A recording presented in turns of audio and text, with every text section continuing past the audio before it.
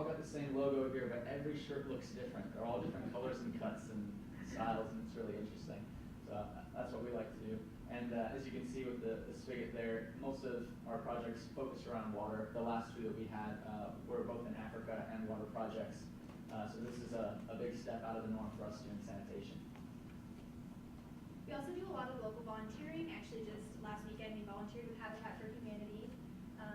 So it's really important to us that in addition to doing international development work, we also give back to our own community.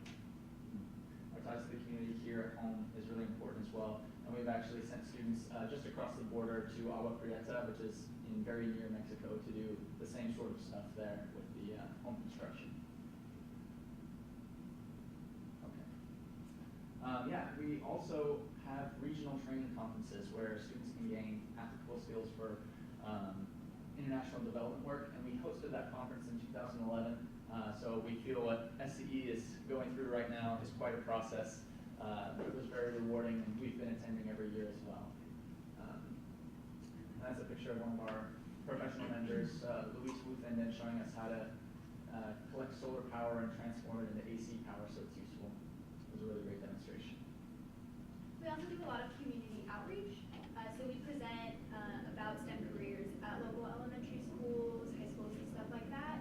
And we also make presentations to students of the Ampi School District on their Day of Thanks, which is like this Thanksgiving thing that they do to teach them about how engineering can be used to better the world, which is really cool. And we also have been judges at the Mesa competition. Yeah, it's a social change competition called the Changemakers competition, and they invited us in because we do community development work. And that was really inspiring to see a lot of young people making plans on how to better their community and keep that movement sustainable, all the things that we try to instill in our student members. We also have a lot of DIYs. That's one of the things we like to do. So screen printing is up in the right corner. We've done solar dehydration, canning, and other value-added products. This one in the back is how to make wild berry wine. So we just do a lot of fun stuff, and we like to attract students in that way by just giving them practical skills, things that they might be able to do that are a lot of fun. So we have another really cool project going on right now. We've partnered with a local nonprofit called Recycle, and what they do is they transform used cooking oil from local restaurants into biodiesel. So we have a couple students that are interning with them and working on designing this system, and hopefully once they get it up and running, a lot of the profits will go to us. So it's a really exciting fundraising opportunity and opportunity for our students to get involved with a real engineering project here at home. It's a large-scale transit certification system, and despite beyond being sustainable in the fact that we're reusing used cooking grease, we also heat it with solar power in a big tank out in front of our system. So we're trying to bring our value of sustainability to the community in this way, and we're really lucky to have a grant from the Green Fund that allows us to do that. Okay, every year we have a professional fundraiser, a large professional fundraiser called Noche Boliviana, which is going to be in November.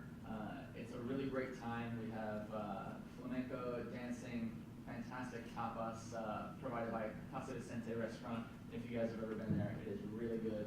And the company is owned by a former civil engineer himself, who is a partner with our organization and helps us out a lot. So it's a great tie there. It's always a great time, and if you would like to reserve your seat this far in advance, you can email us, and that email will be in the meeting minutes. And their paella is excellent. Oh, it is so good. Yes. Yeah, sangria as well is very good. So yes, please join us for that if you can.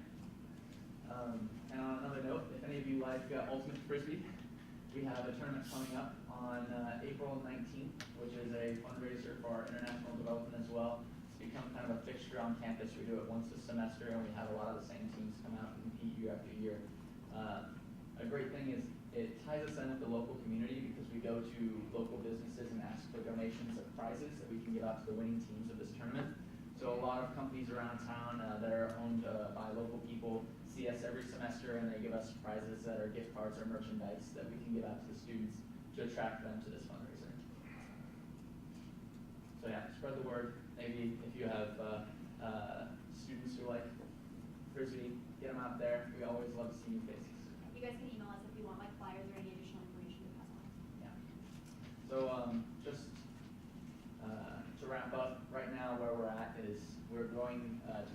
attack this next Thursday, and if we're approved, we plan to go and build one shower house that has 3 showers in it with solar heated water in June, and then in July to build the first 3 family latrines based on a priority list that's been generated by the community. And if those are successful, we'll take lessons learned and continue building latrines and additional showers in December. Any questions? When was the fundraiser? I didn't see the date on there. Did I- For No Sugar Liviana? We actually haven't selected a date yet. It'll probably be sometime Oh, in November. okay. Last year it was November 24th. Oh, Maybe okay. around the same time this year. Yeah, it may or may not be the same day. Okay. Yeah. It'll probably be on a Sunday. That's what Yeah. restaurants like to do. My question was, how many people usually go with you on a project trip? There's generally 8 students per trip, 1 professional, the responsible engineer in charge, and we have a host of graduate students actually in Bolivia now, as over the last 3 years, a lot of them have been doing these projects and then going down there to study. So right now we have 2 graduate students who are in Bolivia that go with us on the trip as well, because it's just a short jaunt from Cochabamba or La Paz or wherever they're at to our community. And that's about 3 or 4 weeks of work. Yes. Well, I just want to say, great presentation. The work you're doing is it's great work. Appreciate that. I know you mentioned that you needed assistance from professionals. I didn't know, one, how many professionals you were thinking that you needed, and other than the trips that you take, what's the time commitment? We have 1 professionals meeting, which is every other week. So there's 1 definite hour that you'll need to meet with us every 2 weeks. And then we sometimes give assignments that we can't handle ourselves to our professional mentors. And it's entirely based off how much they can handle. But like I said, we have a shortage of civil engineers right now. Actually, on our trip that we'll be taking this June, we have a professional electrical engineer coming along with us who has some construction experience. But he's postponing a surgery for us and has all kinds of things going on. So the more engineers, civil engineers that we have, the less weight is on his shoulders alone. So we definitely could use as much help as we can get. I thought Bill Schlesinger was helping you guys out, or no? He is, yes. Bill He's not Schlesinger gonna go on the trip? He's a big supporter of us financially, but he doesn't want to travel. Oh. Yeah. Any other questions? Well, thank you very much for having us. Thank you.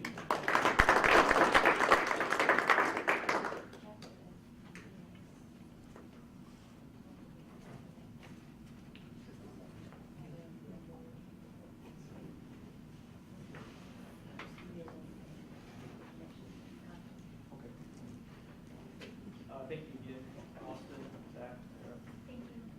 Next up, I'm over, yeah. I was afraid I was gonna be late. Oh, You don't want that, or?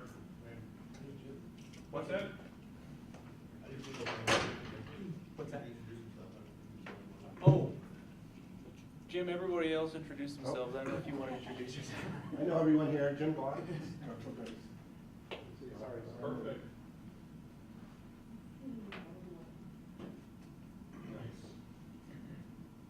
I know everyone saw there were 24 slides there. Actually, I'm only going to do the first 10, the first 11. That's all.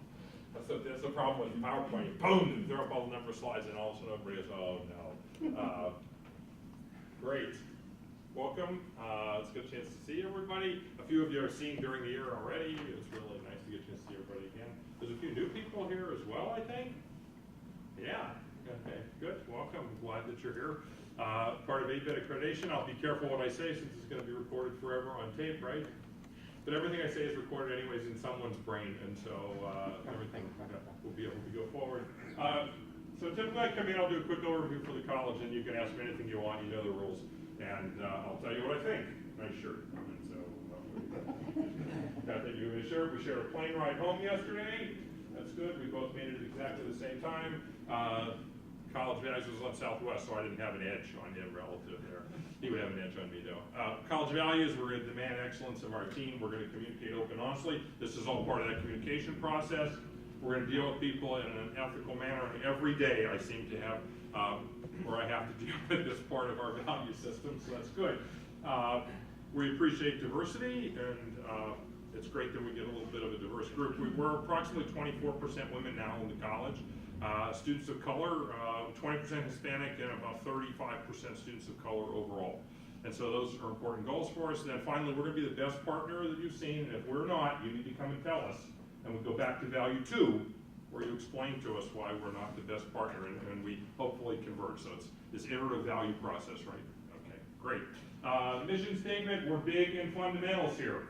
And that comes from the input that you all give, and that you want our students to be really strong at fundamentals. The goal is lifelong learning. I don't care what position the students go out to now. We're expecting 5, 6, 7 kinds of position changes over time, whether it's in the same company, even in doing different things, that's certainly possible. And so our students have to be able to learn. The way you learn is get really good at fundamentals. Now, when I've talked in our aerospace and mechanical group, when I talked in our electrical group, there was certainly some language to, Jeff, maybe you've gone a little too far into fundamentals, and we need to bring a little bit back to practice. Now, I'm guessing in this group, we do more in practice than almost any of the other majors. Maybe mining has a similar kind of practice with their laboratory. So this group is really strong in practice as well. One of the things we're thinking about for the other majors is a 4-credit internship program. That we can get companies to come in, pledge a certain number of positions, whether they're paid or not, we think we can do this for credit, make it part of an optional or technical elective kind of strategy, and give students some extra opportunities, and then they go on in the summer and do things as well. This is a slide now that I put into every presentation if you've seen me talk before. It's actually a very clever slide. I now can track where our graduates go with companies in Arizona. And the way I do that is with the Department of Economic Security database, and I see who's paying unemployment compensation taxes into the system.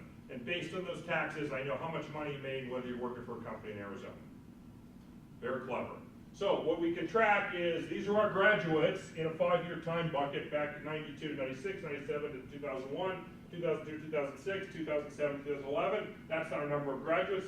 You see it's about 2,000 at the highest peak. It's about 1,700 in these middle 10 years here.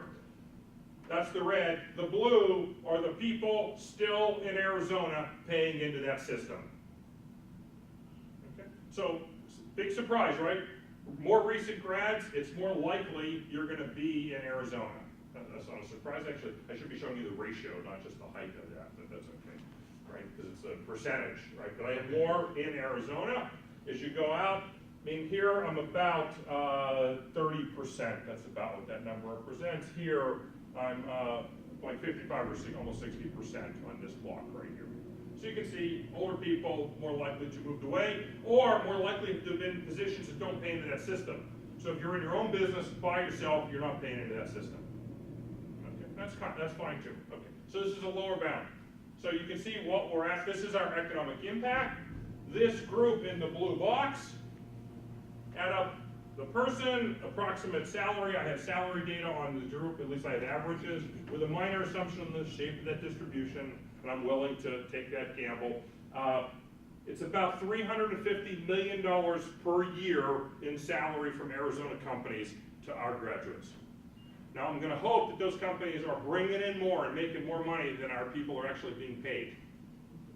Else that's not a sustainable strategy in the long run. And if you take a company like Raytheon, it's 3 or 4 to 1, else there's a problem, right? When you talk about their indirect cost rates as well. What's that? Another conversation. Oh, we had another conversation about indirect rates? No, how much we charge for students versus how much they charge. Oh, Yeah, multiply. yeah. So what's your multiplier? I don't know. About 32. There you go. Okay, so Ours is 3.3 or 3.4 for graduate students. That was the point. That's unachievable. okay. It's not hard to see that our graduates are about $1.5 billion per year, first level economic impact just on salaries.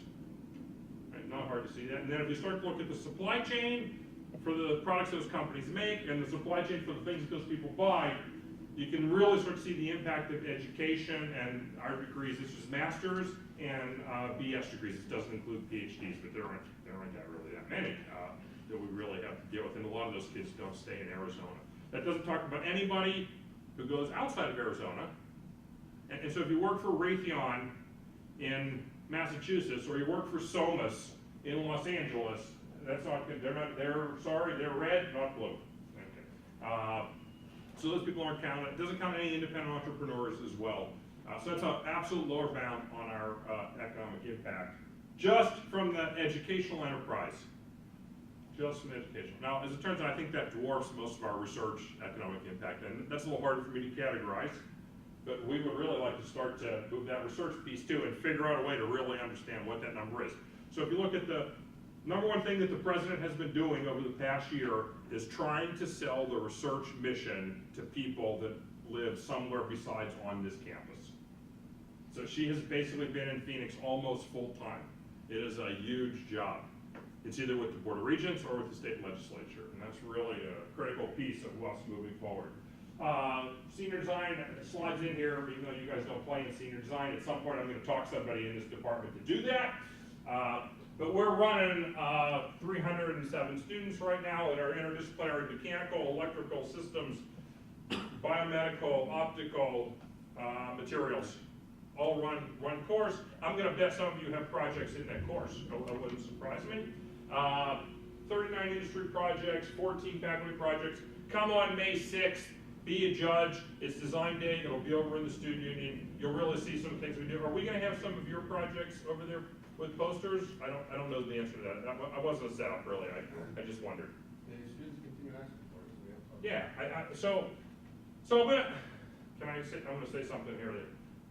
By not playing at all in this space, the perception is civil engineers only play with themselves and nobody else.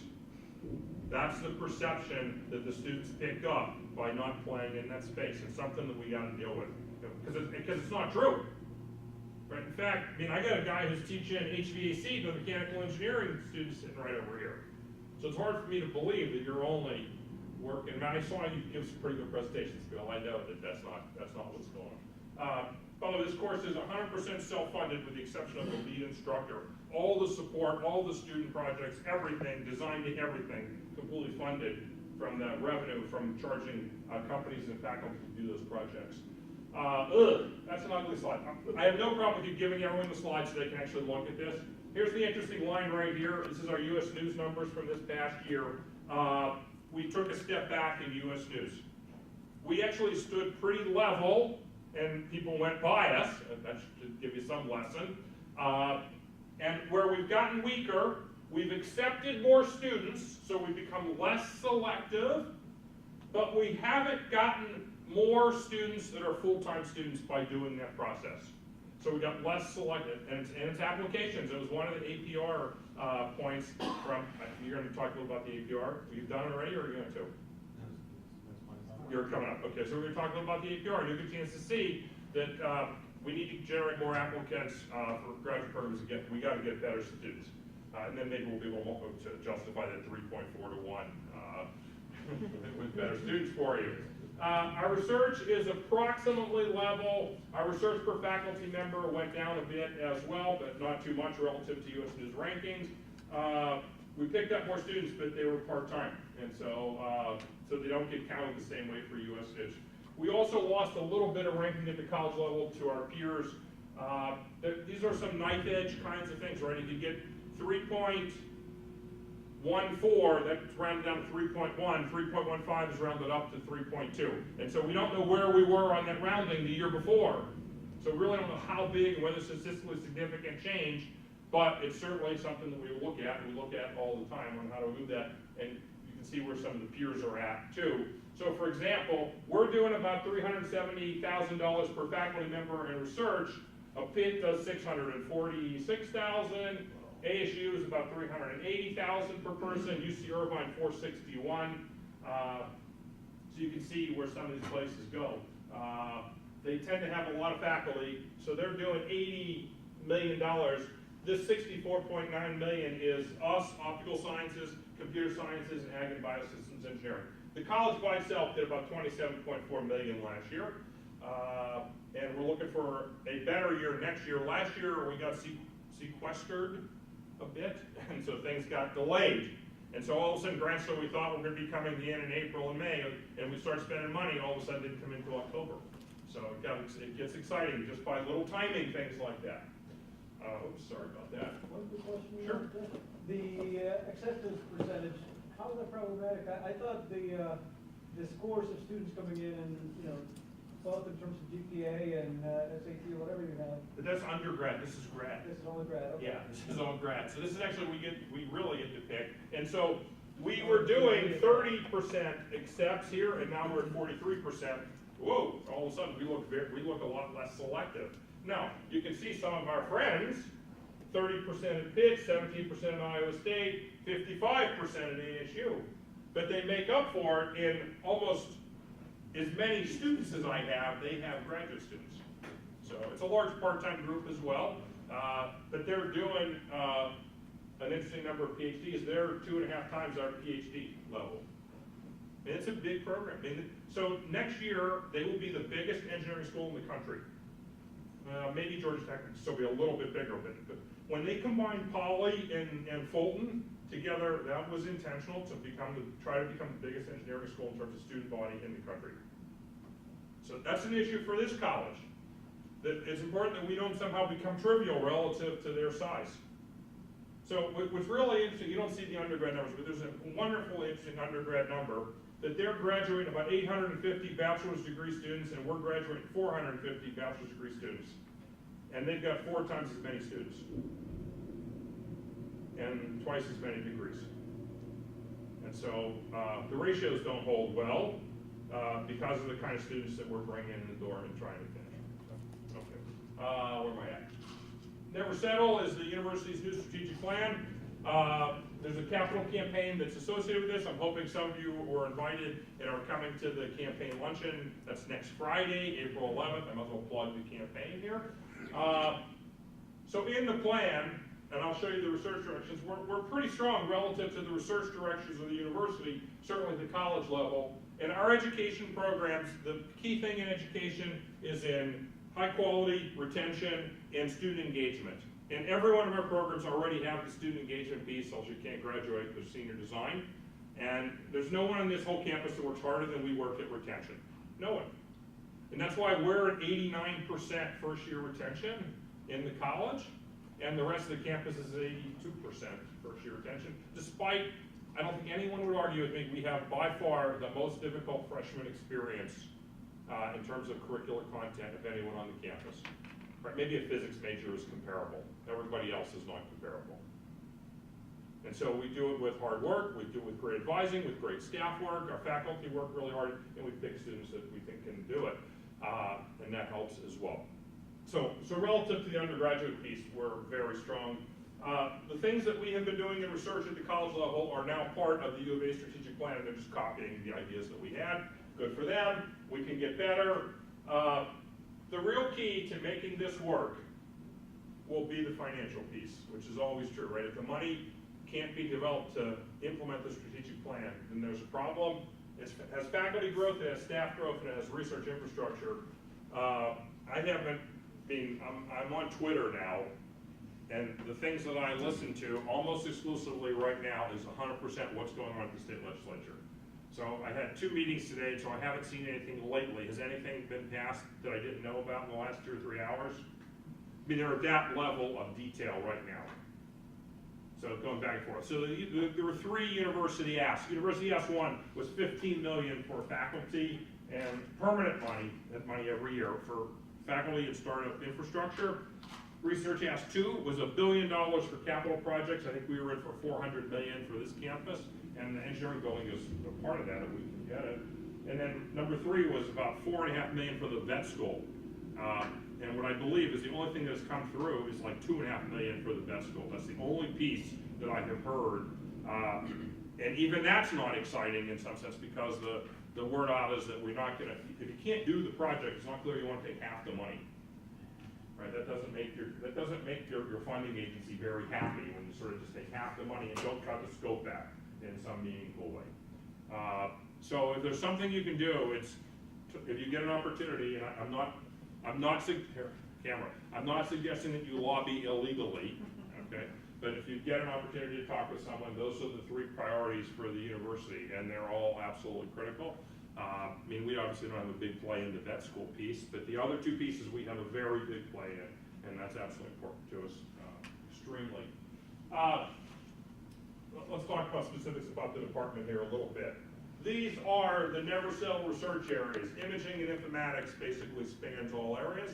And then there are 4 in the medical stuff: defense and homeland security, space systems, water and the air environment. And when you look at the research programs in this group, I think the term that I've been using, and I hope Kevin likes this term, is sustainable infrastructure. Are we good? We're good to go with that term? And sustainable infrastructure includes water kinds of things, and we're laid out. Energy, we're laid out very clearly. Transportation, which really isn't in the list so much, and so we're trying to move into that as well. But this whole department, the research program, is a lot in this box right here. It's not as much.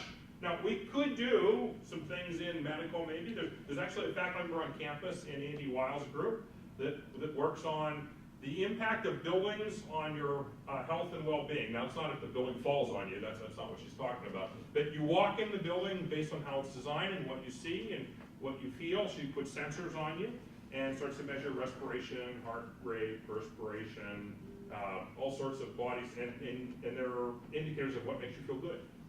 And so you can design spaces and build spaces that make people feel better.